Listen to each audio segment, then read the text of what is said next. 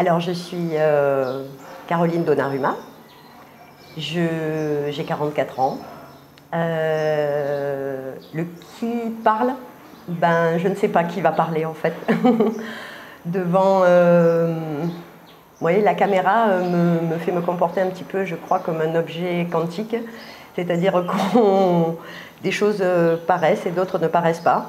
Ça me met dans un état particulier, mais qui, je pense, est un exercice pour moi et finalement, au bout du compte, sera, je l'espère, pas paralysant. Donc, je suis née à Marseille. Je suis née à Marseille en 1975, dans le 4e arrondissement de Marseille. C'est un quartier populaire dans lequel mes grands-parents aussi vivaient. Donc mon nom de famille, Donnarumma, je suis d'origine italienne. Donc mon papa est un immigré, un migrant de l'ancienne époque. Il est arrivé en France, il avait 10-11 ans, dans les années 59-60, et donc en provenance de Naples. De plus précisément Torre del Greco. Et du côté de ma maman, c'est un mélange italien-corse. Et donc je suis un pur fruit de la Méditerranée. Mon accent ne le trahit pas, ma manière de parler, d'être, de vivre cette Méditerranée, cette façon de dire, de parler qui peut paraître assez violente, souvent, aux gens extérieurs, qui fixent une identité aussi, qu'il n'est pas toujours facile de porter. Quand j'ai voulu faire du théâtre, j'avais un accent qui dérangeait beaucoup, il a fallu se brimer. Enfin voilà. Et donc, même stigmatisante dans le regard des autres. Parce que dès qu'on me parle, tu viens de Marseille, tu es italienne, tu es corse, oh, tout de suite, il faut que ça envoie. Et en fait, je suis née effectivement dans un endroit où on attendait ça de moi. C'est-à-dire que ma culture, toute ma culture, tout ce qui tournait autour, il y avait quelque part avant mon arrivée des injonctions.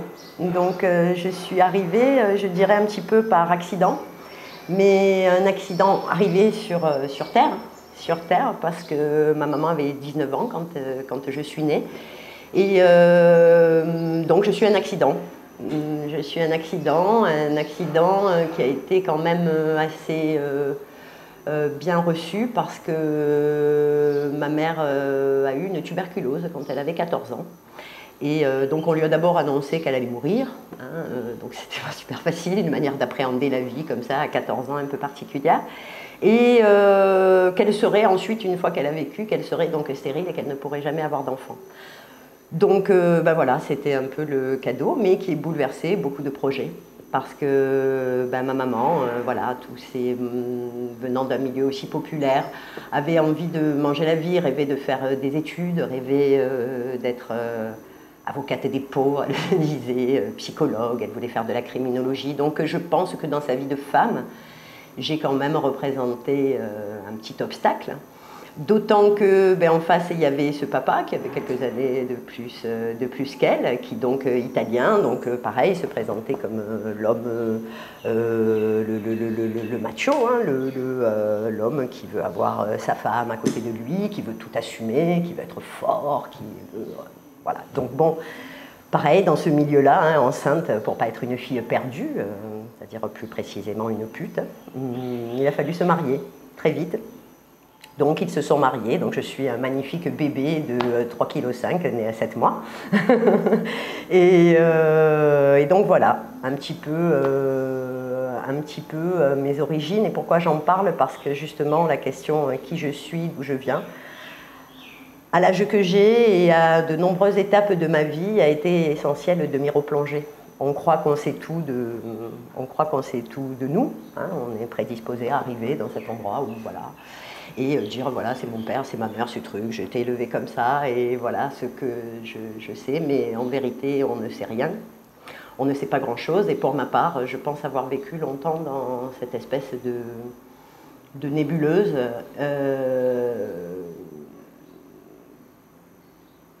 Et comment exprimer ça?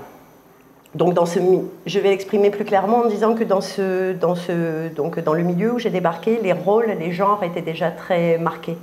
Et mon père, donc forcément, hein, l'homme, l'italien et tout, comme beaucoup dans ce milieu-là, sans stigmatiser, eh bien, le premier enfant, ça aurait été bien que ce soit un garçon. Et dans les mots qu'on entend, dont on se souvient, on a toujours dit, ma maman, donc en tant que femme, qui mettait cet enfant au monde, qui venait elle me dit, quand tu es née, puisqu'il n'y avait pas encore d'échographie à l'époque, m'a dit, la première réaction de ton père, c'était de dire, ah ben, c'est une pisseuse. Donc voilà, donc je suis un accident, une pisseuse et une fille. Une fille. Et puis le féminin, je l'ai appréhendé aussi par, comme je vous disais tout à l'heure, cette société finalement, cette famille où je suis arrivée, où tout était déjà prénormé. Et ce que j'ai compris de ma petite éducation, de ce qu'on me transmettait, c'était que la femme, c'était faible. C'était que la femme avait besoin d'un homme pour vivre. Sans homme, difficile de vivre. C'était qu'une femme, on devait la protéger. C'était qu'une femme ne pouvait pas assurer sa sécurité toute seule. C'était tout ça. Donc en tant qu'enfant, je pense qu'inconsciemment, déjà je voulais plaire et être aimée des miens, donc plaire à ce père, hein, plaire à... voilà. Et puis correspondre à ce qu'on attendait de moi. Mais il m'était impossible, il m'a toujours été impossible de me dire, tiens, ce que j'aspire à être, c'est quelqu'un de faible, c'est quelqu'un de... Et ce qui est complètement dément, c'est que maintenant, avec le recul, je me rends compte que j'ai reçu ces injonctions comme ça qui sont arrivées et contre lesquelles je me suis tout de suite rebellée. Mais autour de moi, force est de constater que des femmes faibles, il n'y en avait pas. Il n'y avait que des femmes fortes. Et c'est fou parce que les mots nous proposent quelque chose qui n'existe pas. Et voilà pourquoi je me méfie des mots, et voilà pourquoi j'ai peur de la caméra, et pourquoi j'ai peur lapsus. Oui, j'ai pleuré tellement à vouloir séduire, à vouloir raconter quelque chose qui vous plaise, à vouloir raconter quelque chose qu'on dise « wow, quelle science » et tout, des mots. Et la première partie de ma vie, c'est comme ça que je l'ai vécu. J'ai voulu véhiculer cette image qu'on attendait de moi, mais par contre, je l'ai fait de manière complètement inversée. Je ne voulais pas être faible, moi. Pourtant, au plus profond de moi-même, je me rends compte maintenant encore, je suis d'une sensibilité, je suis la fille la plus peureuse du monde, mais je n'avais pas place pour exprimer ça chez moi. Quand donc les quartiers populaires, quand je disais donc à la frontière, mais vraiment très proche des quartiers nord, et où il faut avoir déjà un multilangage, non dans la diversité de la langue, mais dans la manière de la parler, cette langue, et dans la manière donc de faire face au dehors à ce qui pouvait m'arriver. Donc, à l'école, déjà, il y avait une multitude de personnalités, de choses à faire face, de choses qui me tétanisaient, qui me faisaient peur. Et lorsque je rentrais à la maison et que je disais « Tiens, un tel me fait peur et tout, comment ça? Il te fait peur ?» Alors ma marraine, qui s'occupait beaucoup de moi à cette époque-là, qui est une espèce de folle furieuse, me disait « Tu as peur? Mais je te ramène à l'école, moi, tu la fracasses, tu truc et tout. » Et, mais alors j'étais là, alors d'un autre côté, et je disais, mais il y a sa maman, il y a son papa, il va y avoir quelqu'un, mais moi je suis là, si sa mère elle est là, ne t'inquiète pas et tout. Et j'ai été prise finalement dans ce mouvement où j'avais une peur bleue, mais pour plaire à ma marraine, et voilà que je me suis mise à me battre et à me comporter comme un garçon. Et j'ai vu que ça marchait. C'est-à-dire que le bluff des mots, des comportements, quand d'un coup, la nature, on arrive à la masquer, personne ne voit que j'ai peur, c'est magnifique. Donc, et puis ma nature marseillaise et aidant, de jouer tout un spectacle comme ça. Donc je me suis mis, je pense, inconsciemment, à faire du spectacle, à faire du spectacle et à vivre comme ça, jusqu'à me perdre totalement, Et dans cette vie-là, il y a beaucoup de paradoxes. Quand je dis dans cette vie-là, parce que je scinde un peu ma vie entre l'avant-réunion et l'après-réunion, puisqu'il s'est passé ici beaucoup de choses. Et donc, dans cette vie-là, j'avais une attitude, j'étais respectée, Caroline, machin, truc et tout, on parlait d'elle et tout, je me suis mise à faire du motocross en compétition, j'ai fait des sauts en parachute, j'ai fait tout ce qui était possible de faire. Et donc, le garçon manqué, ça a marché jusqu'à 14 ans. Mais après, ce père qui attendait aussi une fille dans son milieu très normé, où une femme est une femme, donc ça lui a plu un temps, et puis à un moment donné, ça lui a plus plu. Et puis c'était aussi une manière de devenir... je devenais femme. Je commençais à être attirée ou quoi, par des hommes, par tout ça. Et du coup, de quelle manière se comporter, vu qu'on voyait en moi un garçon manqué, voire limite à cet âge-là, m'attribuer forcément une identité de peu gouine refoulée, celle-là, hein, un comportement, le truc. Et je me suis interrogée, mais oui, je me sentais... je me sentais garçon, oui, je me sentais garçon, mais dans ma sexualité, rien ne m'attirait vers les femmes, et je vivais ça un peu encore comme une injonction, que dès lors qu'on prenait un attribut moto, que dès lors qu'on répondait ou qu'on pouvait faire face à une situation, tout de suite, il fallait être rangé, encore une fois, dans une case. Et les paradoxes de ma vie font que mes parents ont divorcé quand j'avais 10 ans. Et le modèle papa-maman s'est totalement inversé. Pendant des années, j'ai vu... donc moi, je suis un pur produit des années 80, et j'ai eu une femme libérée comme maman.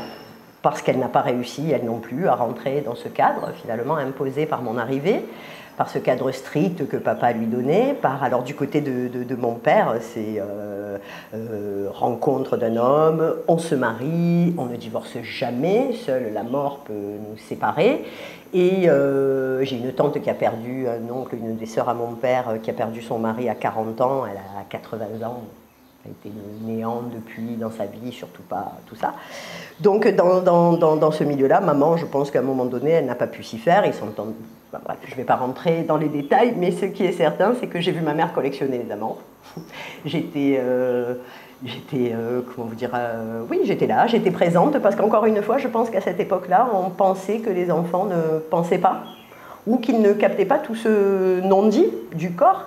Et donc on nous disait, ça c'est vert, donc d'accord, ok, c'est bleu, pardon, c'est vert, c'est blanc, et je pense que les adultes pensaient vraiment que nous voyons, voilà, ceci est un arbre, alors que c'est un ventilateur, et pensaient nous convaincre comme ça. Donc j'ai vu ça, donc une mère finalement qui, dans mes repères à moi, se comportait un peu comme un père. Hein, parce que chez les Italiens, tromper sa femme, c'est pas grave du tout, hein, c'est pas ça. D'ailleurs, on ne fait pas faire des trucs dégueulasses à sa femme, on les fait faire aux autres. Hein, la femme, elle est là, c'est la mère, hein, elle, est là, elle devient sacralisée un petit peu, hein, même au niveau de la sexualité. Alors nos fantasmes dégueulasses, bien entendu, on va le faire avec d'autres, hein, et puis c'est du respect. Tu comprends très bien que c'est pas des stéréotypes, c'est vraiment comme ça que ça se passe. Donc c'était toléré, mais l'inverse forcément faisait encore une femme une pute. Donc voilà. Et le papa qui, lui, était ce marin-pompier, sauveur de tout, parfait, tout ça, que je voulais voir comme fort, comme grand, comme tout ça, finalement, au divorce, et s'est complètement écroulé. Et écroulé, je suis fille unique, je ne vous l'ai pas dit, donc je me suis retrouvée entre ces deux personnages, des valeurs... complètement ébouriffé, et tiens, l'homme fort, costaud, machin, tout ça, finalement, ouais. La femme faible, truc, ouais, ok. Et j'ai voulu sauver mon père, hein, encore une fois, donc m'occuper du plus faible. Et j'ai vécu quand même de 9 ans jusqu'à l'âge de 13-14 ans avec mon père. Avec mon père, parce que je savais quand même qu'avec lui, j'aurais des repères, la maison, qu'il laverait mon linge et tout, donc un père-mère. Et quand j'allais chez maman, c'est prends ton sac, nous partons en voyage, bip boop, tiens, avec des copains, j'ai un copain, je savais ce que ça voulait dire, depuis que j'avais 6 ans, j'entendais copains, donc c'était bien.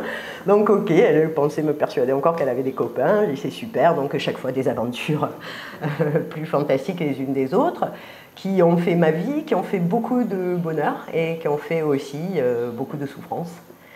Ce qui a fait que dans cette nature de garçon manqué, où j'aurais pu devenir finalement cette femme moderne, féministe, énervée, dans un premier temps, j'ai pris le contre-pied total. J'avais tellement besoin d'une maman, je voulais tellement une maman, je lui en voulais tellement finalement de ne pas être comme mes tatis, là où on rentre, il y a toujours un plat de pâtes, il y a toujours plein d'enfants qui crient, qui truquent, la maison est toujours propre, les enfants sont toujours accompagnés partout et tout. J'avais manqué profondément, profondément de ça. Et je lui en voulais à mort et je lui disais jamais je ferai comme toi, jamais je ferai ça à moi, si je fais des enfants, je condamnerai ma vie, je resterai là, je m'en occuperai et tout. Ce qui a fait que mon premier compagnon, j'ai choisi le macho, le fort, le truc, celui que je le voyais, celui qu'on m'avait dit l'homme c'est le tout-puissant, l'homme c'est l'homme de la caverne, c'est celui qui te sauvera en toutes circonstances et tout. Et j'avais monté le niveau très haut déjà par rapport à ce que j'étais. Donc effectivement, vous pouvez imaginer que le niveau est monté encore plus haut. Et je suis tombée sur ce garçon-là, waouh, trop beau, il frappait tout le monde, on pouvait sortir avec lui dans n'importe quelle circonstance, on se sentait super protégé, on tombait en panne de voiture irréparée, construisait des maisons, c'était trop magnifique. La seule chose que j'avais pas compris, c'était que ça avait un prix. Et le prix, c'était de, et bien encore une fois, de fermer sa gueule. C'est-à-dire, on ne pouvait pas être... Moi, j'étais cette femme qui pouvait apporter ce que j'étais, qui avait envie de m'en remettre, oui, à cet homme puissant dont j'avais toujours finalement rêvé, qu'on m'avait toujours promis, qui pouvait calmer cette nature. J'aurais plus besoin, moi, de rentrer dans mon spectacle. Mais le prix était trop cher à payer. C'est-à-dire qu'encore une fois, c'était synonyme de soumission, de tu te tais, Et je ne me suis pas laissé faire. Et encore une fois, bim, premier truc de ma vie. Alors ça, je n'avais jamais vu chez moi, donc je me suis fait taper sur la gueule. Donc voilà, j'ai pris donc parce que ne me taisant pas et refusant de me soumettre, un jour, donc j'ai pris une grosse patate, mais bien, hein, qui m'a projeté contre un mur où je suis restée à terre. Donc partant de là, je me suis dit, bon là, il va peut-être falloir faire quelque chose, parce qu'effectivement, si je prône l'égalité de droit, l'égalité de tout, l'égalité de force, malheureusement, je ne l'ai pas, et qu'il a fallu fuir. Il a fallu fuir, et j'ai fui. J'ai fui, d'autant que c'était la période où j'avais envie de faire des études, c'était la période, et je me suis retrouvée en fait dans la même situation que ma mère. J'étais partie pour choisir justement de prendre le contre-pied, d'autant que mes parents, alors mon père est un modèle d'intégration, alors que les Italiens, moi je suis italienne, tous mes oncles on est italiens et tout, et c'est ce que je disais d'ailleurs, voilà pourquoi dans les identités, la question centrale de qui parle. Je me suis rendu compte aussi en regardant et en bougeant, parce que chez moi on ne bouge pas, vous savez, ils habitent tous les uns à côté des autres, ils se machin, ils se truc, ils se fédèrent, c'est les Corses, c'est les Italiens, le truc, on est tous ensemble, et surtout on ne change pas le modèle.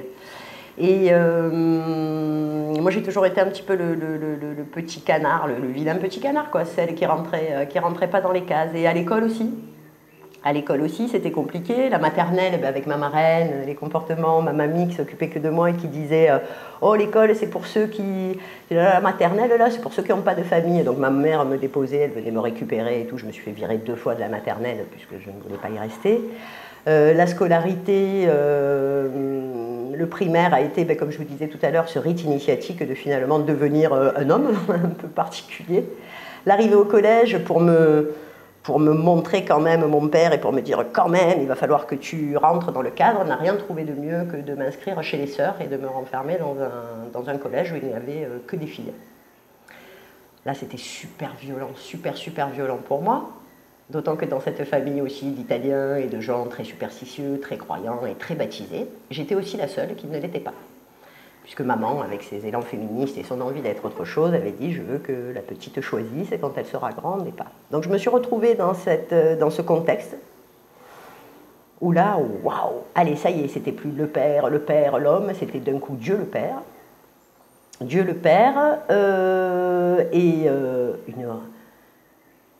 je ne comprenais pas ce qui se passait, je ne comprenais pas que éduquer les enfants veuille dire... les soumettre, les brimer dans tout ce qu'ils sont, dans tout ce qu'ils expriment. Et à cette époque-là, en plus, je venais de vivre un divorce, je venais de vivre des choses qui étaient très difficiles. Et j'attendais qu'on m'aide, en fait. J'attendais, non pas d'un point psychologique et tout, mais au moins que dans ce savoir qu'on promettait, qui était renfermé dans tes livres, qui m'échappait un peu, puisque dans ma famille, il n'y en avait pas trop, dans toutes ces choses-là, il pouvait y avoir des réponses, des solutions. Et en fait, je n'y voyais encore une fois que rigueur, formatage, et il fallait que je rentre dans ce cadre-là. Alors pour la petite blague, un jour, ils nous ont emmenés à l'église. Et oui, j'y étais allée à l'église pour les mariages, bien entendu, mais à part ça, pas plus. Donc je me retrouve, à cette époque-là, je n'ai même pas vécu encore d'enterrement, donc je me retrouve à l'église et il se passe des trucs. Et à un moment donné, tout le monde se lève et je vois toutes ces filles qui se lèvent, qui avancent, les mains, comme ça. Donc elles prennent un truc, elles partent avec. Donc je fais pareil, je m'approche, je dis merci monsieur. Avec le recul, je me rends compte qu'ils me regardent d'un drôle d'œil et puis donc je pars avec mon truc à la main. Et là, à un moment donné, on me dit mais qu'est-ce que tu fais qu'est-ce que tu fais avec ton hostie là? Faut le manger. Je lui dis ah bon, faut le manger. Ok, je prends, je mange et je me mets à manger l'hostie. Et là, d'un coup, des hurlements, des trucs dans l'église. Qu'est-ce que tu fais? Je dis, ben, tu me dis de le manger, je ne savais plus où me mettre, quoi. Tu me dis de le manger, je le mange, mais enfin, quand même, il ne faut pas mâcher l'hostie, il ne faut pas truc. Qu'est-ce que c'est qu'est-ce que tu fais? Mais tu n'as pas fait ta communion? Je dis, ben non, je ne suis même pas baptisée. Et là, un truc de fou, une ligue contre moi. Mais c'était hallucinant, c'est-à-dire d'un coup, je ne savais pas que tout le monde avait cette même représentation des choses, puisqu'il y a à peu près, je ne sais plus combien de nénettes autour de moi qui se mettent à me montrer du doigt et à crier au milieu de l'église, péché mortel. Alors, si je n'avais pas été sensible à la religion ou une éducation religieuse, j'avais eu une éducation superstitieuse de par ma grand-mère corse qui m'a quasiment élevée, qui était assez puissante, et ça m'a mis dans un état lamentable. Je me suis mise à pleurer, je suis sortie de l'église, ma mère venant me chercher à midi, je hurlais, je pleurais, mais qu'est-ce qu'il y a? Je vais mourir, je vais mourir. Elle s'est mise à éclater de rire, donc pareil, en tant qu'enfant, quand je lui raconte l'histoire, j'étais complètement paumée, perdue. Voilà comment ça a commencé la 6e. Finalement, ils m'ont changé, ils m'ont mis en face, puisque les écoles à l'époque étaient mixtes, enfin venaient de passer mixtes, ces écoles-là, en tout cas privées. Et il y avait d'un côté les filles, mais ils commençaient à avoir des infiltrations de garçons, il y en avait 2, 3, on ne les voyait pas, et en face, c'était l'inverse. Donc on m'a remis chez les frères maristes, c'était pas mieux. Et là, je suis rentrée dans un combat, je suis rentrée dans un véritable combat. Donc j'ai passé toute ma scolarité, au lieu de la passer paisible, sereine, apprendre des choses que j'avais envie d'apprendre, je me suis mise à me confronter, à me confronter, à me confronter. Il est interdit de mettre des jeans troués, j'arrivais tous les jours avec des jeans troués, j'appelais tous les jours, bref. Ce qui a fait qu'en fin de 3e, accident de parcours, une année sabbatique. Impossible, je voulais plus mettre un pied à l'école. Et ma mère me répétait, ma fille, tu as des capacités, ma fille, tu as des capacités, tu as des capacités. Je n'en pouvais plus d'entendre ça aussi, parce que j'étais tellement bouffée par tous ces contresens, par tous ces dilemmes, par tous ces paradoxes, que finalement, moi, je crois que mon cognitif, tout l'aspect cognitif était paralysé. Il n'y avait que ces émotions qui ne pouvaient pas sortir, qui étaient là, et je ne savais plus qu'en faire. Et quand on me disait, tu es intelligente, tu peux faire des choses, me mettait dans un état lamentable, et je me disais, mais ils ne savent pas que je suis bête, en fait, ils ne savent pas que je suis femme, ils ne savent pas que je suis bête, ils ne savent pas que... Et j'ai joué, toujours pareil, avec ce masque, je suis devenue cette espèce d'imposteur, parce que c'est vrai que j'avais des résultats qui me permettaient d'avancer, de trucs, mais je n'y arrivais pas. Donc une année sabbatique, je me suis beaucoup ennuyée, c'était très long, c'était commencer à fumer des pétards, à divaguer, et le spleen, et la mélancolie, et le spleen, et la mélancolie, et le spleen, et la mélancolie. Je suis finalement rentrée en seconde une 2e fois, parce que j'ai une famille de Corse, ils ont peur de rien quand ils veulent des trucs. Donc on a fait des usages de faux. Ma mère a fait des faux bulletins. Donc pour me remettre en scolarité, en fait le bac pour elle, c'était quelque chose dont elle rêvait. C'était pour eux, mon père, ma mère, tout ça, donc le bac, et c'était le bac. Et encore une fois, j'ai voulu leur plaire, j'ai voulu quelque part, et j'ai dit bon, allez, on va réessayer. C'était dur, c'était très dur, mais on a réessayé. Donc en fin de seconde, j'ai eu un bulletin avec écrit non autorisé à tripler la seconde. Et elle ne s'est pas démontée, parce que j'avais des résultats en fait assez... Voilà, le français me passionnait, donc j'étais excellente, et puis le reste, je m'en fichais complètement, donc il y avait des zéros, c'était tout ou rien. Elle a réussi par appel à me faire passer en première. Je suis rentrée dans un lycée magnifique qui m'a sauvé ma vie. parce que je rêvais de faire du théâtre, donc je suis arrivée à Marseille, pareil, avec faux usage de faux, dans un lycée, parce que je ne dépendais pas de là, c'est très difficile, vu mon dossier, de me faire rentrer. Et là, ça a été le bonheur. Première terminale, j'ai rencontré des gens qui me ressemblaient, j'ai pu expérimenter plein de choses et j'ai pu me diriger, voilà, dire waouh, je fais du théâtre, je suis sur scène, j'ai des gens qui me plaisent, je me sentais bien, c'était bien, j'étais pour une fois à ma place. Et quand j'ai eu le bac, ben, toutes ces personnes que j'avais rencontrées, tout ça, je l'ai eu ce bac parce que c'était difficile, mais je l'ai eu et je remercie vraiment ma mère parce qu'un jour, comme ça, la voyant pleine de rêves et ces choses qu'elle n'avait jamais fait à 3 mois du bac, machin, révise ma fille, elle m'achetait des cornflakes pour que je la voyais faire. J'ai dit c'est cool quand même le bac, je peux avoir un petit déjeuner, des cornflakes, des trucs. Et un jour, elle me faisait, je voyais qu'il y avait une telle superposition et qu'elle se voyait tellement comme ça, et ça me faisait de la peine parce que j'étais persuadée de ne pas le voir, et je me suis dit, de ne pas la voir, et je me suis dit, il faut que je lui dise, et je lui dis, maman, je suis un imposteur. J'ai jamais rien appris à l'école, je ne suis jamais allée, je ne sais pas comment je m'en sors, je prends tout le monde pour un imbécile. Et là, ma mère m'a répondu, ben, c'est très bien ma fille, puisque si ça fait 15 ans que tu prends tout le monde pour un imbécile, il te reste 3 mois, continue et ton bac. Donc ça m'a fait lâcher les... Ah, je dis, oh, waouh, super, elle le sait déjà, c'était génial. Et puis tout a roulé. Voilà, donc c'était compliqué encore derrière, puisque une fois le bac, mon père m'a dit, bah, alors maintenant il faut que tu ailles travailler. Donc oublie les cours Florent, oublie Paris, il fallait reprendre ce truc de femme, quoi. C'est une femme, il faut que tu aies un minimum un travail et que tu fasses tout ça. Et donc j'ai voulu m'inscrire en fac philo, m'a dit... tu vas être quoi, philosophe? J'étais là, bon, d'accord. Ça me faisait rêver, c'était la découverte de ma vie, la philo en terminale. Donc pas philosophe, pas actrice, pas rien. Je me suis inscrite en fac de droit encore, pour faire plaisir. Donc je me rebellais, mais qu'est-ce que je me suis contorsionnée finalement? Ils me reprochaient de me rebeller, mais j'étais complètement contorsionnée.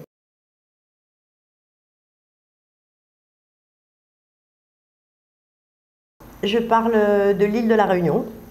Et l'île où j'ai un jour, comme ça, décidé de venir. Je faisais du parachutisme à l'époque, de la chute libre. Et j'avais envie de devenir moniteur de chute. Voilà, j'avais découvert un truc qui était génial. J'avais toujours rêvé de voler, j'ai pas pu le faire, d'être pilote. Donc j'ai décidé à un moment donné de me jeter des avions. L'hiver arrivant en métropole, je me disais, bon là, il ne faut plus que je perde de temps. Et j'ai rencontré beaucoup de personnes, notamment beaucoup d'artistes qui étaient aux Beaux-Arts à Marseille. Ici, tout a convergé vers la Réunion, ça a été un petit peu magique. J'ai dit, bon tiens, il y a un paraclub, il y a de quoi bosser, il y a du soleil, il y a des gens bien. Je n'avais jamais bougé trop de Marseille, donc j'ai dit, allez, je pars pour 6 mois. Je pars pour 6 mois, mon père venait de se remarier à 52 ans avec une femme de mon âge et de me faire un petit frère. Je l'ai super mal vécu dans la manœuvre.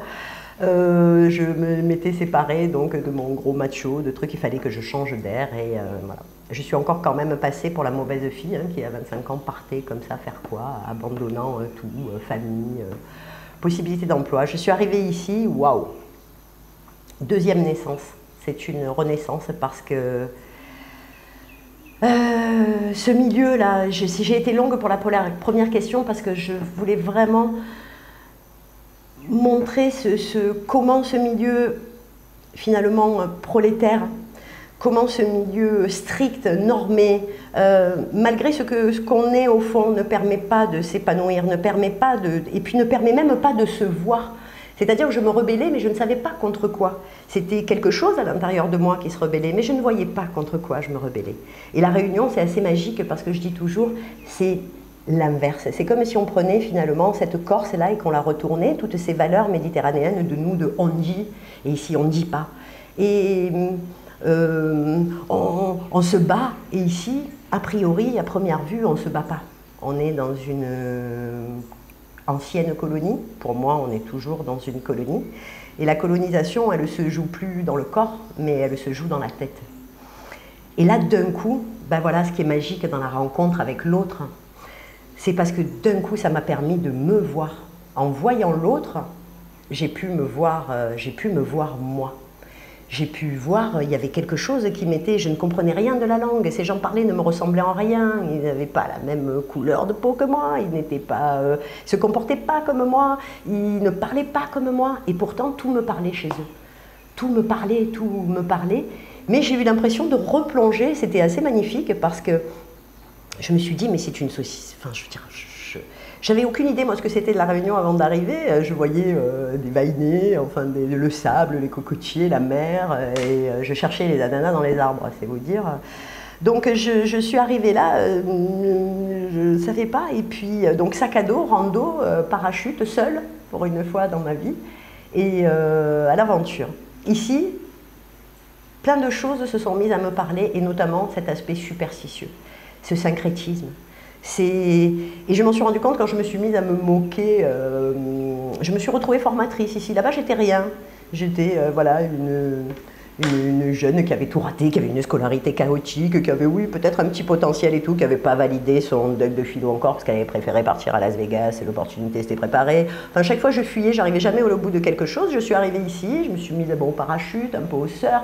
J'ai rencontré des jeunes et d'un coup, on me regardait comme si j'étais quelqu'un. Et je ne comprenais pas. Je me dis, pourquoi un respect, un truc, comme si j'avais de l'argent, comme si j'étais quelqu'un de... Je me dis, mais qu'est-ce qui se passe? Allô, allô, j'ai pas une thune, je suis là avec mes acédiques, mon sac à dos rando, je ne suis pas celle que vous voyez. Et pourtant, on m'a proposé de devenir prof, d'un coup, comme ça. Un jour, des gars avec qui je buvais l'apéro, on buvait des pastis, on refaisait le monde, on avait créé une association pour créer le Manapani Surf Festival. Moi, j'étais là volontaire pour pouvoir donner de moi, créer des choses, aider les jeunes justement à s'épanouir dans un cadre. J'avais cette possibilité de le faire. Et un jour, ce mec-là, il me dit, tu bosses, toi? J'ai dit, ben non, je vais bientôt repartir. Il me dit, tu veux du boulot? Il me dit, viens me voir au lycée agricole. Et je me suis, voilà, il m'a mis devant une classe. Et je me suis retrouvée comme ça. Et là, ben là d'un coup, j'ai été confrontée à la pensée, aux croyances, à l'imaginaire, à tout ça. Et un jour, un homme arrive tétanisé, en pleurs. Donc j'avais les 16-21 ans, j'avais 25 ans quand même, c'était un peu...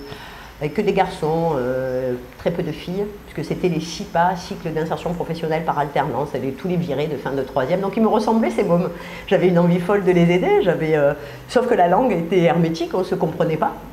Donc quelle violence, je ne comprenais pas qu'on puisse mettre, moi avec mon accent marseillais qui arrivait il y a 20 ans, eux qui parlaient, c'était extraterrestre, et finalement ça a été quelque chose de magnifique. Et quelque chose de magnifique, mais où je ne me suis pas sentie à ma place.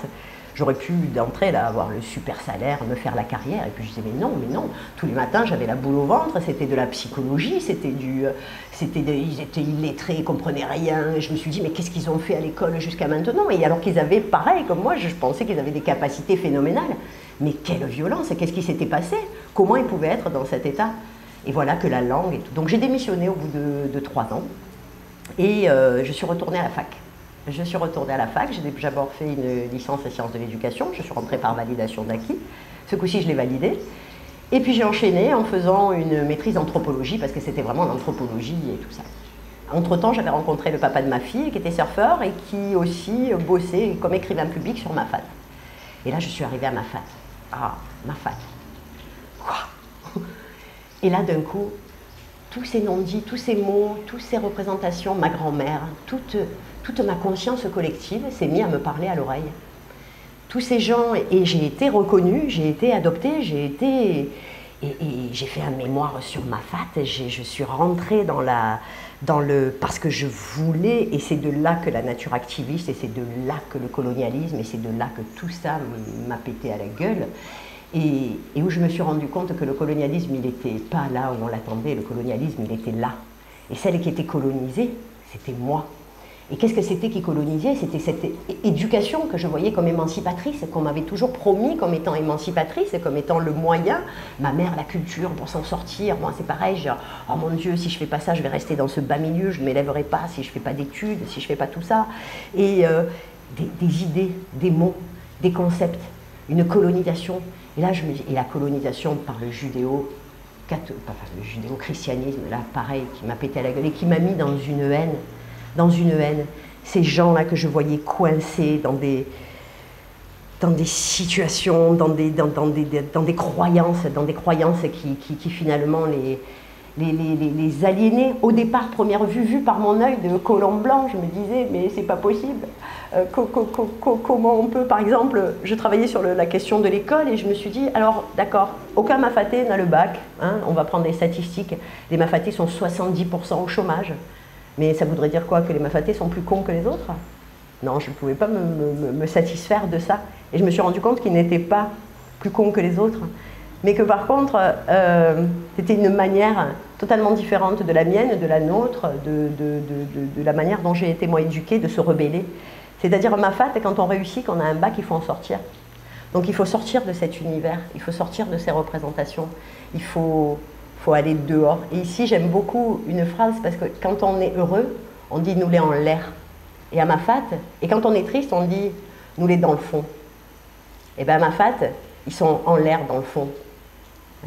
Et donc, en sortir, c'était quelque part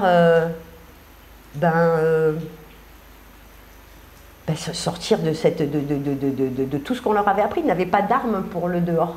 Ils n'avaient rien à faire. Et puis, les parents, finalement, par atavisme, savaient qu'ils avaient raté à l'école. Donc, on sentait, quand ma question là-bas, ça avait été « c'est quoi pour vous l'éducation ?» Que ça veut dire l'éducation? J'ai posé la question dans les deux langues à chaque fois. Et l'éducation, on me récitait finalement le dictionnaire du 19e siècle. Éducation, c'était, il faut prendre de marmaille, ou mettre Ali dans le chemin, ou si Ali droit, il faut qu'il marche droit dans le chemin. Marmaille, il doit aller à l'école, à moi, me punit Ali quand il ne va pas à l'école. Donc, bien sûr, j'envoie mon enfant à l'école. On me disait ce que j'ai l'impression qu'un blanc attendait, ou qu'un oreilles attendaient comme réponse. Donc, on est venu, encore une fois, m'apporter ce qu'on pensait que j'attendais comme réponse. Sauf que quand je les voyais vivre, parce que ça faisait 6 ans que je les voyais vivre au quotidien, quand je les voyais vivre, c'était un peu comme chez moi, vous voyez, les mots disaient des choses et le corps disait tout autre chose. C'est-à-dire que les mamans, les papas, dès qu'ils rentraient, on était bien dans une société traditionnelle. Et il n'y avait pas de possibilité d'être autre chose qu'identique. Et donc cet identique faisait qu'on devait être le même et qu'on devait se reproduire comme étant le même. Et donc on apprenait la vie, l'agriculture vivrière, on apprenait à vivre ici aux enfants et les devoirs passaient derrière, c'était les corvées, c'était le truc. Donc dans le discours, effectivement, apparent, bien sûr, mais on voit mon enfant à l'école. Et ça m'a renvoyé, je dis, ils font ça un peu comme ils vont à l'église. C'est-à-dire, on a un gros Dieu, les blancs la soumettent à moi, c'est-à-dire ce Dieu gros blanc, il est blanc, il est Dieu, donc tu n'iras pas, tu es noir, tu n'iras pas au paradis. Parce que c'est comme ça que ça a été enseigné à l'époque ici, hein, les livres de Prosper Rêve, beaucoup en parlent. C'est-à-dire que c'était vraiment la colonisation pour asservir, c'était rien à voir avec le cœur pur, rien à voir avec tout ça. C'était, oh mon Dieu, ça faisait peur aux Blancs, la sorcellerie, tout ça faisait peur. Donc qu'est-ce qu'on a fait? On a colonisé, on a colonisé. Et cette colonisation finalement sociale est venue me renvoyer ma propre colonisation et leur colonisation, la colonisation des mots, de la culture, du milieu. Et j'ai compris pourquoi ces gens me parlaient, parce qu'ils me racontaient tout ce que ma grand-mère qui m'avait élevée, j'avais basculé 3 siècles auparavant. Je m'étais retrouvée comme cette grand-mère, arrière-grand-mère corse dont j'avais toujours entendu parler, avec ses pouvoirs magiques, qui était capable de soigner, qui était capable du fin fond, pas éduqués, pauvres, qui sont venus sur le continent pareil, parce que les Corses, bien que français, étaient discriminés de la même façon que les Italiens. Lorsqu'ils arrivaient à Marseille, ils n'avaient pas la langue, ils n'avaient rien. Ils étaient obligés de fuir, de devenir servantes. Ma grand-mère n'a pas eu de mère, elle est morte à 13 ans. Ses sœurs sont mortes très jeunes. Il y a eu beaucoup de drames, mais on ne m'en parlait pas de tout ça. Mais je sentais quelque chose de cet esclave-là, ce colon et tout, c'était moi. Et je ne comprenais pas pourquoi. Et j'ai mis beaucoup d'années, en fait, à le comprendre.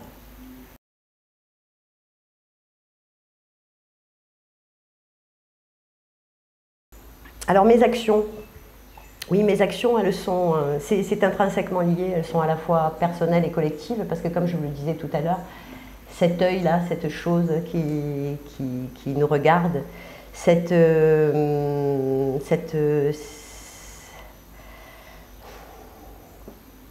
comment dire ça? C'est sans cesse, voilà, ce paradoxe et cette envie de rentrer dans le cadre et cette impossibilité à le faire et à voir une société qui part d'une manière dont je ne veux pas la faire partir. Je suis une femme, aujourd'hui je suis une maman et je suis la maman d'une fille. Je suis la maman d'une fille, je vois ce qui se passe dans le monde, je vois donc par rapport, grâce à ce recul, grâce à toute cette prise de conscience finalement, de tout ce que je porte, il y a quelque chose à changer, mais de quelle manière? Voilà. Je ne me suis jamais, comme je vous disais tout à l'heure, sentie à un moment donné légitime à faire, parce qu'en France, pour faire, voilà, il te faut le galon.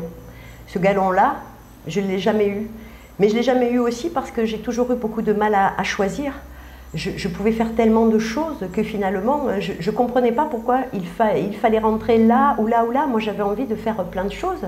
J'aurais eu envie ben voilà, de faire philo, de faire les beaux-arts, de faire de voler, d'être pilote, et il fallait toujours qu'il y ait cette notion de choix. Et les gens s'enferment. Le monde s'enferme, on s'enferme dans un féminin, on s'enferme dans un masculin, on s'enferme et voilà que, ah, mère arrive. Et alors que je commençais à m'échapper de ça et à me décoloniser, ah, Seigneur Dieu, je suis maman, et là je replonge encore dans quelque chose, j'ai encore pas ce père des cavernes, cette conscience collective qui m'avait présenté, qui allait me défendre de tout, qui allait m'apprendre ma fille et tout, je me sentais hyper fébrile, je ne me suis pas sentie encore protégée, pareil, tel comme on l'avait promis et tout, donc tout reposait sur mes épaules. Tout était là et j'ai quitté encore une fois ce papa de ma fille, elle avait 3 ans. Et la question c'était le retour en métropole. Ici, bon, le problème du chômage il est évident. J'avais déjà encore retravaillé, démissionné, et puis s'est présentée l'opportunité et j'ai été rattrapée là, concours, Pôle emploi recrute, de folie. Je vais vous donner un exemple de par exemple un de mes actes, et il y en a plein, je pourrais en dire plein mais je parle trop, je voudrais montrer pourquoi maintenant, voilà en quoi je m'engage et qu'est-ce qui s'est passé. Donc pareil, il y a une partie de chez moi qui s'est dit, cette môme-là, il faut lui assurer un repas, il faut lui assurer un truc, et alors que j'avais encore envie de repartir dans les études, parce que pour mon mémoire d'anthropologie, on m'avait promis soit la censure, soit les félicitations du jury. Donc j'ai eu la félicitation du jury, on m'a sollicité pour faire un doctorat, mais j'avais 34 ans. 34 ans, j'avais plus de bourse, j'étais maman depuis 4 ans et tout, et je voulais me séparer, j'en pouvais plus, il fallait que je fasse quelque chose, donc encore une fois le choix, et je suis retournée dans la caverne. Avec bien sûr tous les arguments légitimes qu'on a chaque fois qu'on fait un retour vers la caverne, hein, c'est ma fille, tu comprends, et tout, la nourrir, c'est pas moi, et chaque fois, voilà, s'échapper. Donc je me suis retrouvée là-dedans, waouh, magnifique. Ben voilà, toutes les maltraitances, les violences, c'est devenu symbolique en fait, cette colère en moi c'est symbolisé dans toute l'administration, dans toutes ces violences, dans mon envie d'aider l'autre en face. J'étais soi-disant payée pour ça puisque j'étais conseillère. Mais on ne me demandait pas de conseiller qui que ce soit, on ne me demandait pas d'être brillante, on ne me demandait pas de réfléchir, on me demandait de répondre à des statistiques, on me demandait de parler français à des pauvres mamies qui arrivaient là, et moi ça avait été la langue créole, et c'est ce qui a tout changé en fait dans mon rapport aux autres. La langue, et je vous dis déjà la langue du corps, ils m'avaient reconnue comme ça, et puis après c'était quand même l'imaginaire, puisque cette langue a un imaginaire, c'est magnifique, j'ai adoré, mon mémoire d'ailleurs je l'ai écrit en créole, et je n'ai pas traduit, parce que c'est pour ça que j'ai d'ailleurs failli la censure.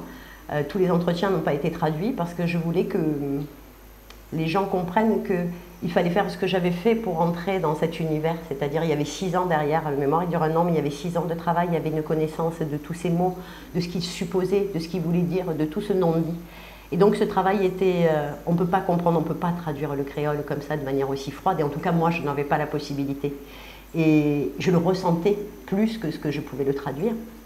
Et je me disais que pour être aussi... c'était percutant, j'ai réveillé le marxisme, j'ai réveillé ma colère de toutes ses formes, et c'est mon anticolonialisme sous toutes ses formes aussi. Et le pauvre, et la femme, le pauvre, le noir, en fait, ça y est, je m'étais reconnue, c'était moi. On faisait tous partie du même, parce que je veux dire, tous les génocides, parmi le génocide le plus violent quand même, celui qui ne s'est jamais arrêté, c'est le féminicide, dans tous les pays, dans toutes les choses. Donc voilà pourquoi ces gens me ressemblaient.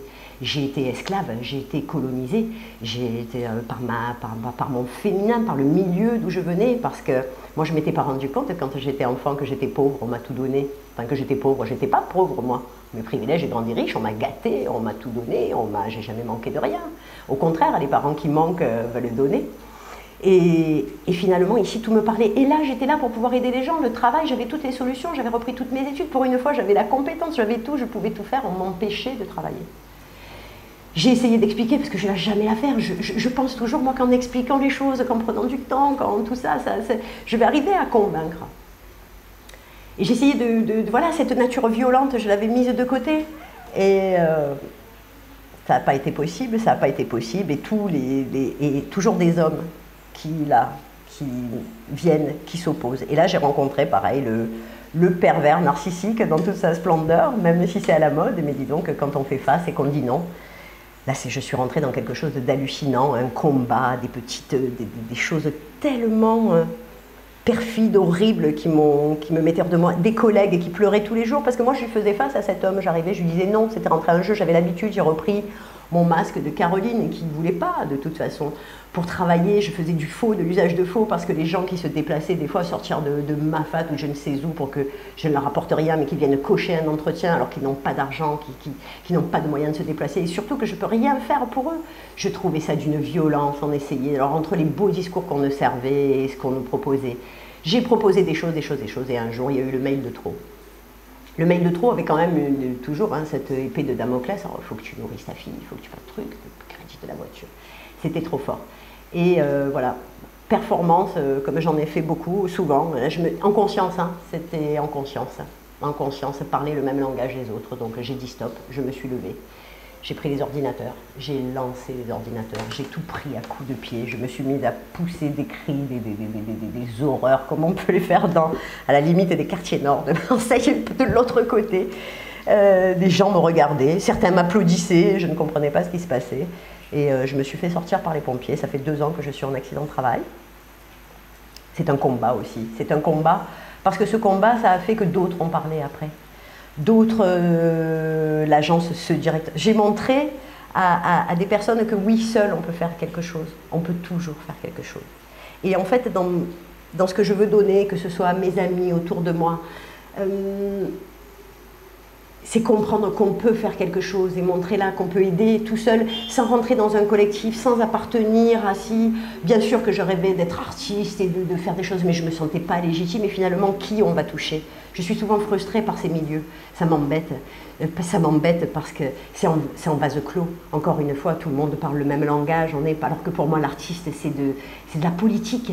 La philosophie, c'est de la politique. Et la politique, c'est de la politique. Et c'est des cris, c'est de l'apprentissage, c'est de montrer à tout le monde, c'est de l'émancipation. Et cette émancipation-là, nulle part je l'ai rencontrée. Ni en tant qu'enfant, ni en tant que femme, ni dans mon boulot, ni dans rien. Où c'est qu'on s'émancipe? Comment on fait pour s'émanciper? Alors j'ai dit, je vais émanciper les autres de force. Mais on n'a pas le droit non plus de faire ça. J'ai fait ça les 20 premières années de ma vie. C'est violent, on ne peut pas le faire. Donc je dis, je veux être l'activiste de ma propre vie. J'ai du mal à rentrer dans les collectifs. C'est compliqué maintenant, on vit dans une société tellement individualiste. Les gens, ils ont appris à faire tout seuls. Alors on arrive là, super, on va chez Extinction Rebellion, ça m'a plu, incivilité, machin, on va désobéir, ok. Et puis après, on se demande, attendez, on n'est pas chez les jeunes, nous, vous dites des propos que, merde, il y a encore un cadre là. On parlait de tout foutre en l'air, d'écologie, on parlait de... On ne peut pas juste être des gens. Donc moi, je suis partie taguer toute seule quand il est arrivé, Macron, avec mon ami qui est là, qui m'accompagne, avec mon compagnon, dire ce que j'avais à dire. Je vois une maltraitance, quelque chose, une femme devant moi qui... Je ne peux pas me taire, il n'y a plus de... Voilà, j'ai décidé d'être qui je suis. S'il faut sauver quelqu'un, je le fais là, maintenant, tout de suite. Et s'il faut dire quelque chose, au risque de choquer, au risque de larguer ce qu'on doit larguer, je le fais. Je ne me retiens plus de faire ça. Mon arrivée à La Réunion, ça a été cette violence avec les animaux. Ça faisait 3 jours que j'étais là, j'étais à Manapani, dans un contexte de rêve, de trucs. Et là, je vois un mec en train de prendre son chien et de le taper. Et devant moi, et je ne peux pas, au risque de... Je ne sais pas comment les autres sont faits, je ne juge personne, mais Caroline, elle ne peut pas voir ça et tourner la tête. Elle est obligée de sauter sur le monsieur, au risque de se faire mal. On m'avait dit, quand tu auras des enfants, tu changeras, tu verras. Non, je ne peux pas. Donc je ne veux plus me faire violence et maintenant être qui je suis, accepter, dire ce que je suis. Mon activisme, il est là. Ma manière de défendre ce que je ressens, elle est là. Et c'est tous les jours, en faisant tous les jours un peu, en montrant. Depuis, il y a 4 agences où les directeurs se sont fait virer, vous voyez, donc il se passe des trucs. Derrière moi, il y a eu les gilets jaunes, mais quel bonheur! Enfin, mon petit créole était sort dans la rue pour dire son affaire, pour exprimer. Là, on est venu me chercher pour me dire, donc tous mes copains créoles et tout, que j'avais toujours essayé d'énerver, de dire, voyez autrement, t'es Caro, il faut qu'on vienne parler là sous les ronds-points, parce que Bana, il dit n'importe quoi. J'ai dit, mais les amis, donc je vais vous traduire un petit peu, viens dire toi des choses, voilà. Et j'ai dit, mais les gars, ça fait 20 ans que j'attends que vous parliez, mais jamais, j'ai dit, la maman, il reste chez moi, la maman, elle est contente, voilà, dehors, maman, plus rien pour faire, là. J'ai dit, tu cries, quel n'importe quoi, dis, crache ou trace, crache ou vie, crache sac nana sur le cœur, allez dire dehors. J'ai dit, la maman, elle est contente, là c'est 20 ans, et tous ces élèves que j'ai croisés, tous ces demandeurs d'emploi, je me dis, c'est des petites graines semées. Si je peux y être pour quelque chose, à un moment donné, dans ces petites graines, c'est mon plus grand bonheur. C'est mon plus grand bonheur. Si je vois une femme en train de se faire battre, de lui dire, mais tu sais quoi, ces derniers temps, là, sur Facebook, quand je voyais tout ça, j'ai dit, mais les filles, je dis, venez, on se fait un collectif, un espèce de numéro, là, comme ça, on s'appelle, et il suffit qu'il y en ait 10 dans le sud, 40 personnes, 10 dans le nord, 10 dans le truc. Un gars, si tu as la chance de pouvoir prendre le téléphone, téléphone, on arrive, et là, on est des nénettes, et là, on y vient, et on vient t'aider, on vient ce truc, et les femmes, oui, un homme, là, qui se dit très macho et tout, humilié, frappé par des femmes, il n'ira pas se plaindre. Alors oui, c'est colérique, oui, c'est excessif, on me traiter d'excessif et tout, mais comment on peut vivre autrement? Comment ces oppressions-là, comment on peut tous cautionner le monde dans lequel là on est en train de vivre, avec ce qui s'y passe, chacun à nos niveaux, nos vies. Si on veut travailler, être la femme parfaite, on ne voit plus nos enfants. On travaillait 50 heures par semaine, on s'en sort plus, on arrive, on continue. Si on veut vivre, on est montré du doigt. Si t'es une femme, t'as pas de mari, t'es soit une gouine, soit une machin, soit une mal baisée, soit tout ce que tu veux. On n'est rien sans un homme, on n'est rien sans... Je suis fatiguée, fatiguée. Et c'était difficile pour moi de venir devant vous, parce qu'encore une fois, c'était la question de la légitimité. Mais je m'en fous, et l'exercice, et je vous remercie, parce que l'exercice est beau, je m'en fous de mes excès, je continuerai jusqu'à mon dernier souffle à crier, à dire, à défendre, à me battre, et voilà. Alors, ça va vous choquer, j'ai envie de répondre que non, mais je ne le ferai pas, parce que je ne le ferai pas encore pour les mots, parce que ça génère de dire que je ne suis pas féministe. Je vous ai dit dans la première partie que je ne l'étais pas, les raisons pour lesquelles je ne l'étais pas, parce que les premières féministes, voilà, qu'est-ce qu'elles ont voulu faire? Et c'est comme nous, vous voyez, dans la vie, c'est comme le parcours. Pourquoi c'était long, mon discours? Parce que c'est ce que je veux montrer. Nous sommes en évolution, il y a un fil, il y a des étapes. Comme dans tout développement, il y a des étapes. Et oui, les femmes, elles ont été obligées à un moment donné de se comporter comme les hommes. Comme moi, dans la première partie de ma vie, cette première petite personne, se refusant à ce système, oui, de dire oui, je suis un homme, j'ai fait des bras de fer, je vais me battre, de trucs. Mais non, on a une richesse plus forte que ça, les femmes. Donc oui, féministe, mais je voudrais que ce féminisme soit immanent, plus transcendant.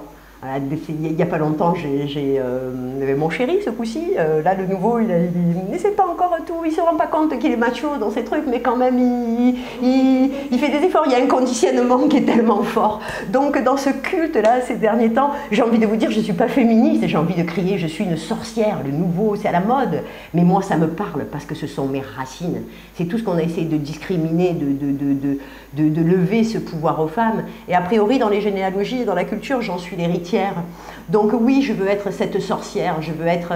Donc il m'a offert, ce chéri, un livre magnifique de Star Hank. Oh, magnifique, j'arrive jamais à le prononcer, mais qu'est-ce que c'est beau, mais qu'est-ce que j'aime, et comme ça me plaît que des femmes comme moi crient, elle va plus loin encore, je me sens toute petite, je me dis, mais ces imbéciles là, mais qu'est-ce que c'est beau, c'est vers ça que je veux emmener ma fille, c'est prendre ce pouvoir, ce féminin sacré, qu'on arrête de pervertir les mots, qu'on arrête de les utiliser à mauvais escient. J'ai découvert il n'y a pas longtemps aussi languette à la Réunion. Languette son moment, languette son ci, languette son là. Languette, c'est pour mi languette à où, c'est mi tape à où. Vous savez ce que ça veut dire languette? Clitoris. Ça m'a tellement énervée que je me suis mise même vantée couturière à faire des sacs pour des panneaux. J'en ai marre de crier, je gonfle tout le monde, je vais faire des sacs avec écrit clitoris, ton tout seul traduire, languette d'un côté, clitoris. Les gens le disent tous les jours, ils ne savent pas ce qu'ils disent. Ils disent totoche, c'est la Réunion, totoche. Même les mamans à l'école, totoche, est-ce que c'est totoche? Ah, ben totoche, c'est la chatte. Oh, totoche. Et puis à l'époque, quand j'ai découvert ça, j'ai vu que le con, parce que c'est pareil, dans les prolos, on ne sait pas que con, c'est des trucs. Il a fallu aller un peu à l'école pour découvrir que le con, oh, con, moi qui disais con, oh, chatte. Ça me fatigue. Je veux dire aux gens, regardez ce que vous dites, regardez ce que vous faites, regardez ce que vous faites. Et ce pouvoir immanent de la femme, cette chose intérieure, cette force, c'est plus ce pouvoir sûr, j'ai adoré ces mots, ils m'ont sauvé ma vie, c'était magnifique. C'est plus le pouvoir sûr, c'est le pouvoir du dedans. Et ça, voilà mon combat où il est aujourd'hui, je me dis, c'est de revenir à l'idéalisme. Quand j'étais enfant, je n'avais aucune notion de philosophie. Par contre, j'étais idéaliste dans tout ce que j'étais. C'est-à-dire, je fermais les yeux, là, vous disparaissiez, le monde, il n'existait plus. Voyez, je me cachais, on ne me voyait plus. Ma pensée, elle se réalisait tout le temps. Parce que moi, je ne rêvais pas d'être comme eux. Ouais, je projetais des choses et rien ne me destinait à être ici, à vivre cette vie-là, dans les conditions que je le fais. Pourtant, quand j'étais enfant, je le savais. Cette pensée, je l'ai projetée, elle est arrivée. Donc les gens, il faut qu'ils pensent mieux. Il est là. C'est le matérialisme, c'est même pas le paternalisme, tout ça et tout. C'est que le fruit du matérialisme, le fait de penser que la matière est là, qu'on s'accroche à toutes ces choses, sans se rendre compte que chacune de nos pensées, chacun de nos mots résonne, chacun de toutes ces choses. Et donc je me suis dit là, ben enfin tu as trouvé quelque chose, en te changeant toi, peut-être que tu changeras les autres, mais je n'ai plus cette prétention. En tout cas, en me changeant moi, je changerai mon regard sur le monde et je changerai quelque part le monde. Ça paraît hyper égocentrique de dire ça, mais je trouve que ça pour calmer cette colère qui finalement est de l'amour, mais qui est perçue à l'extérieur comme de l'énervement, comme de la colère, comme qui frustre, qui embête. J'ai plus d'amis, hein, moi, depuis que j'ai décidé de m'aligner et de dire les choses, ben, je crois que j'ai même plus besoin de dire maintenant, ne serait-ce que mon regard, c'est ces gens qui se plaignent tout le temps, qui légitiment, mais je suis un père, mais tu veux que je fasse quoi? Mais alors tu veux pas que je nourrisse ma fille? Mais tu es tout seul au monde. Et si tous, mon rêve, moi, ça serait que tout le monde s'arrête un jour. Pas d'aller casser tout le monde s'arrête un jour, ne serait-ce qu'un jour. On pose le stylo, la caissière, la petite caissière qui n'a pas d'esprit, elle s'arrête à sa caisse. Elle s'arrête, elle dit non. Elle dit non, aujourd'hui je ne facture plus. Non, aujourd'hui Imaginez la prise de conscience. Voilà, je rêve de ça. Je rêve de ce monde. Et tous les gens que je rencontre, je ne sais plus de leur manger le cerveau maintenant. Je pense que, même si j'ai envie de le faire, ça me démange des fois. Hein. Mais je voudrais, voilà, j'arrive à la moitié, j'espère, de ma vie. Cette autre partie, je ne veux plus convaincre par les mots.